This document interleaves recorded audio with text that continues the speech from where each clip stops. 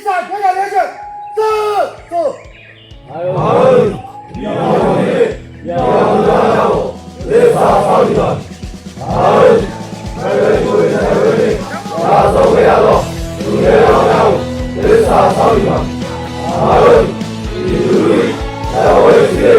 အဝဲဆောက်ကြပါအာယုဘယ်လိုကိုရလဲအာယုတော့ဆိုရတဲ့လူဝဝင်များသွားလို့အောင်မြင်မှုရမယ်နေတဲ့